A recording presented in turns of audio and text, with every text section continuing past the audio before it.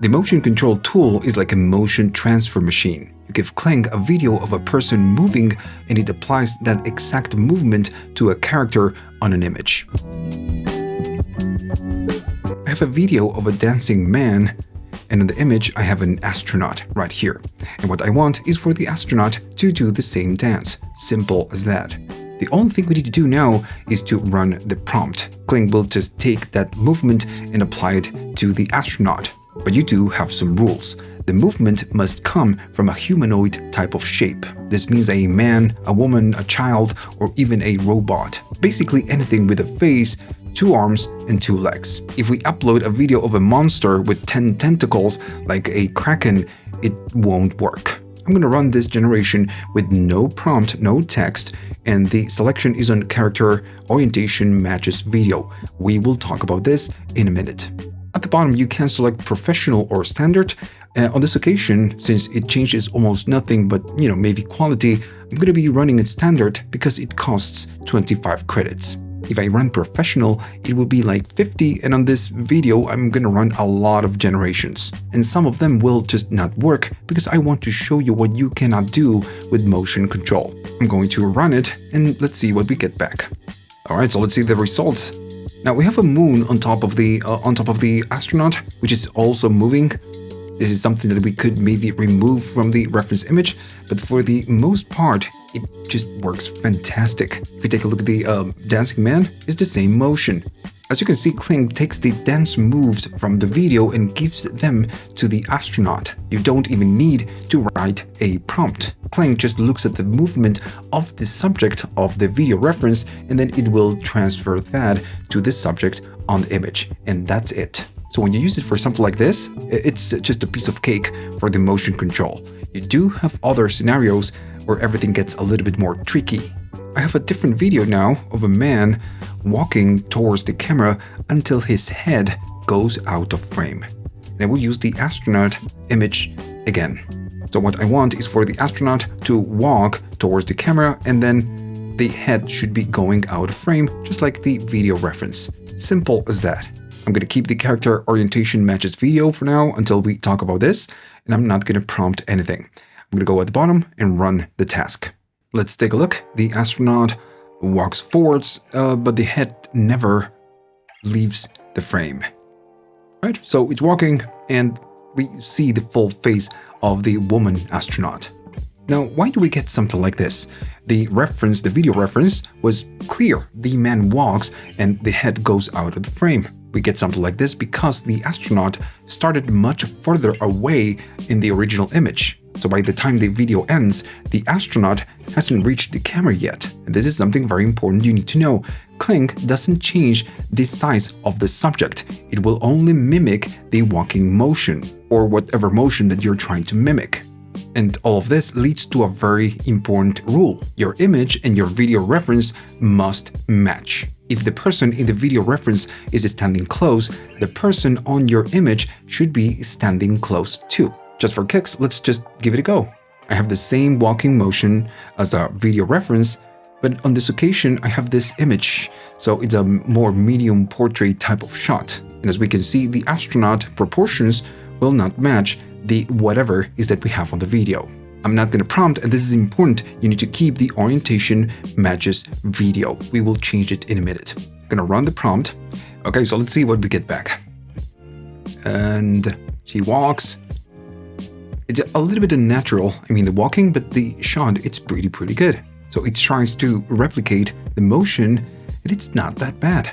So as you can see, when you have a mismatch on the video reference and the actual image, sometimes you will be getting a good result, but this really depends on the reference and the image. For the most part, on the reference and the image, both subjects, they have almost the same pose. And this is why we are getting, we are getting almost a good result. But sometimes you will not get a good result and you will get a bad output. Now I'm going to really challenge the model. On the left side, I have a video of a man practicing fighting moves. But then I'm going to use an image of a man sitting down and reading a book. So we have a complete mismatch between the video and the image. And this is something that Kling tells us not to do. But with the example that we did before, it kind of really worked. So I'm just curious to see how this will work. I'm gonna run the generation and wait. Okay, so let's see what we get back. And of course, we can see that it fails. Yeah, it's a little bit weird. So of course, it doesn't work. So as you can see, creating a mismatch between your video reference and the image, for the most part, it will just not work. Always try to keep the same proportions between them both. Let's talk about a setting that confuses a lot of people, the character orientation. I have as a video reference a man clapping and then pointing, and then as a character image, I have a man on a beach. Now, the green background reference man is facing the camera directly, so we have a front view of that subject. But on the image, the character I want to use, which is the man on the beach, is standing sideways, so we have a side view of the subject. And this will be super important to understand matches video and matches image. First, I'm going to run the matches video with no prompt. I'm going to go at the bottom and run the generation. I'm going to keep everything the same, and on this occasion, it will select the character orientation matches image. And I'm going to do the same thing, no prompt, and just run the task. All right, so we get back. Let's see what the matches video gives us back. Have the man facing front and then just pointing. Good. Now on the other one, we have the same thing, and it's doing, the same motion, but the man is standing sideways. Okay, so on the matches video, what Kling does is to force the image reference subject to be positioned the same as the subject in the video. And this is why the beach man is not on his side profile anymore. He is facing front like on the reference video. On the other one, the matches image, Kling will transfer the video motion reference but keep the same orientation of the subject in the image. It will not force the subject image to reposition to match the video. We are always transferring motion from video to image. We just need to decide if we want it exactly the same as the video or we want it to maintain the subject image orientation. That's it. Now, a few seconds ago, we ran a few generations where maybe mismatching the images will create some problems. What if I run it again, but this time with orientation matches the image? If we do something like this, it will fix some of the problems that we had on previous generations, but it will do something else. On this one, I want to try the walking man towards the camera, and I want to use the beach man. Make sure that this one is selected and not the other one. I'm going to run this generation. Then I'm going to do the same walking man with the close shot of the astronaut, right? So I'm going to go back, make sure again this one is selected. I'm going to run the prompt. And on this one, I'm going to run the Kung Fu man and the man on the sofa reading a book, right? So I'm going to go here, run the task, and it's going to take a little while. So I'm going to maybe get a coffee. Okay, we get the results. And if you hover on top, you can see what was the reference motion and the image. So this is the walking man on the beach. If I go here, the man is gonna walk. The same motion. It's a little bit weird, but we are getting it. What can you notice? The camera is moving. So that's just part of what we get when we use orientation matches images. And we will talk about this in a minute, a little bit more. Then if I go to the other one, remember the motion was the woman, the man walking towards the camera, and then we have the woman. I'm going to go here and just play it back.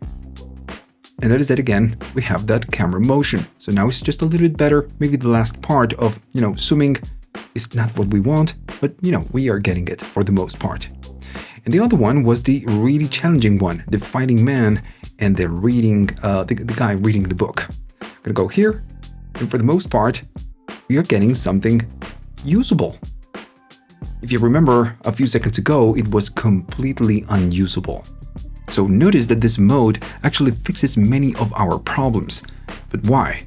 It is because the matches image supports camera motion. When the model sees that the subject is about to walk out of the frame or maybe move in a way that doesn't fit the image, it adds camera movement or motion to keep that person in the frame. This is something that the model will do for you. You don't have a lot of control, and if you use the matches video mode, you don't have any decision in how the camera should move. It is not supported. When you use the matches images option, the camera motion is completely automatic, but you can provide an instruction on the prompt to let the AI model know how you want the camera to move. Now, there's a lot more to this. So let's talk about camera motion. When you have a video reference that has camera motion and you use the character orientation matches video, the model will try to match that camera motion. Or this is what the Kling guidelines say. So I guess we just need to put it to a test and learn what it can do and what it cannot do. As a video reference, I have this highly dynamic video of a man just, maybe dancing, and we have a rotating camera. This type of reference, where we have a wild type of camera motion, is a tough thing to handle for the motion control. On the other side, we have the same image than before. We have the astronaut. Remember, I want to test this. We want for this motion to be translated to this one, with the movement, of course, of the man and the motion as well.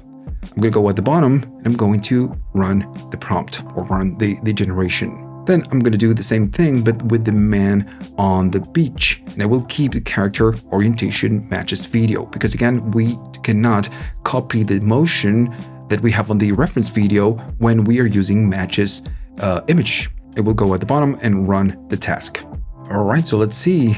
If I go to the astronaut, we get the dancing, and then we get no motion, no camera motion. And let's take a look at the beach man, and the same thing happens. As you can see, it's trying, but it doesn't quite get it right. It's just simply too much for the model to handle. My advice, if you want to use a video to control the camera, stick to simple movements like maybe a slow zoom in or zoom out, or maybe moving up or down. If you're trying to transfer a camera motion, a wild camera motion like this one, it will not work. If I try something simple like a zoom out, we have it right here. Let me just make it bigger. If I play it back, the guy is clapping, and then we just zoom out. And that's it. Very basic type of camera motion. And then on the other side, we have the woman standing in the street. And this will give us a different problem, but we will talk about that in a minute. I'm going to keep the character orientation matches video, and I'm going to run the task. Okay, so let's take a look. She's clapping, and the camera zooms out, just like we have on the reference video. Now, I want you to pay attention to what happens in the background. If I hover, the smoke or steam, whatever, that looks fine.